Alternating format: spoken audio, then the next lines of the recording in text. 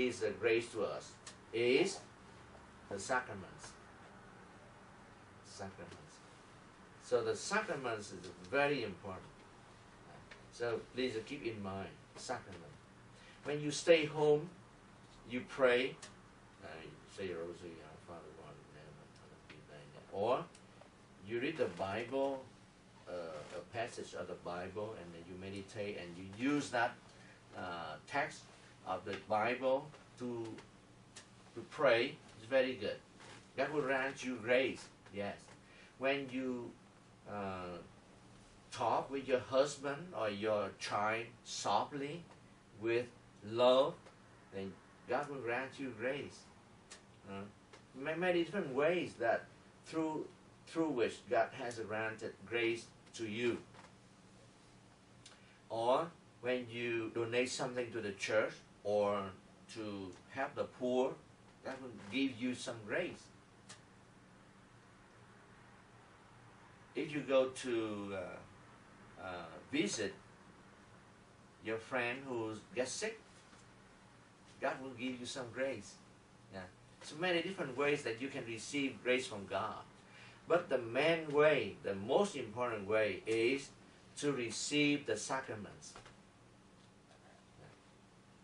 And we have the church. It means the church has 7 sacraments. So the sacrament is the main means that God has used to grant us His grace, different kinds of grace. And also the main means, the most important means that God has used to sanctify us, to make us holy, and not only receive grace, but also sanctify us, make us holy. Yeah. The 7 sacraments. So that's why the last sacrament is the sacrament of matrimony. It means the sacrament of marriage. But the specific term that the church has used is matrimony, the sacrament of matrimony. So it's better for the Catholic women to get married in the church, not only the women but also the gentlemen, men and women, to get married in the church. It means that to celebrate the sacrament of matrimony, the sacrament of marriage. Why? Because if you get married outside the church, you wouldn't be sanctified by God through the sacrament of matrimony. So it's very important. Yeah. Very important for the Catholics to get married in the church. It's very important. Yeah. And you may say that, many Catholics who got married in the church still divorced or still not successful. But if they don't get married in the church, it will be even worse. Even worse. Yeah. So they have to cooperate with God, not only in God's side, but also in man's side, to cooperate with God in order to receive grace from God. They didn't succeed because they did not receive enough grace, enough sanctification from God. And in order to receive grace from God, we should learn how to receive too. This is the catechism. This is a spiritual life. You know what I mean? For example, now, like a spring, the water flow down, and then we use a plate to get water. Can we get water?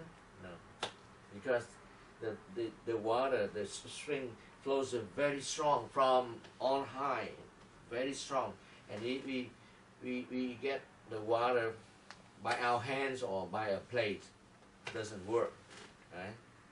So why you use the plate to get the water? Well, I don't know the other way. because that one doesn't study how to receive the water. So similarly, if we don't study how to receive God's grace, then you cannot receive water. You cannot receive God's grace. Very similar. So that's why very important to study the knowledge about faith, and to study how to be a stronger person, a stronger Catholic in faith, in loving God, in loving our brothers and sisters. To study very important. We lack, many people lack of study. So the sacrament, for example, this point is very important because the main and most important way that God has used to grant His grace to us is sacraments. I just talked a little bit about the seventh sacrament, the sacrament of matrimony. Now, we go from the beginning. There are 7 sacraments. The first sacrament is the sacrament of baptism. Today, we kind of memorize the institution of the sacrament of baptism. It means that Jesus instituted the sacrament of baptism. That is the first sacrament. That is the door for the whole building of the Catholic Church. The second sacrament is the sacrament of confirmation. And the third sacrament is the sacrament of the Eucharist. The fourth, the sacrament of the anointing of the sick. The fifth, the sacrament of the the fourth sacrament is the sacrament of penance, or the sacrament of reconciliation. The fifth, the sacrament of the anointing of the sick, to sanctify the sick people. And the sixth one, the sacrament of the holy orders, through which a number of men will become priests or bishops. We call that the sacrament of the holy orders. And the last sacrament, the sacrament of matrimony, to sanctify the couples, the married couples. So it's very important to know this and try to live out the sacrament we have received. So, how many sacraments have you received?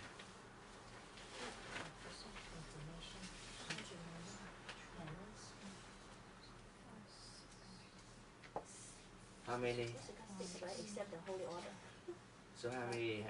In general, how many sacraments have you received? Oh, no, 5, sorry. Yes, 5. Okay, very good. 5. Which 2 that you haven't received? Anointing to the sick. Any one of you receive anointing to the sick? Well, maybe I did receive. Yeah, we did sometimes. You sometime? Okay. You sometime? Only 2? You too? Serious illness. Come. Very sick inside. The anointing of the sick, not only for the sick inside, but sick physically too.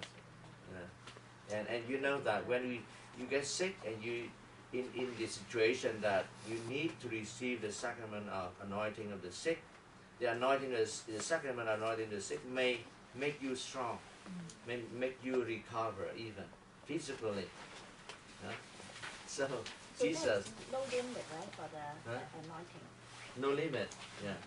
Baptism, confirmation, matrimony, holy orders. 4. These 4, only one time. Yes. Only one.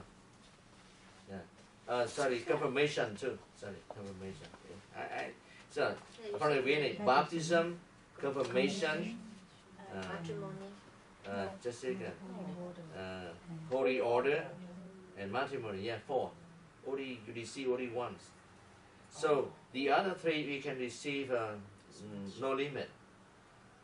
Sacrament of Eucharist, sacrament of anointing of the sick, the sacrament of penance.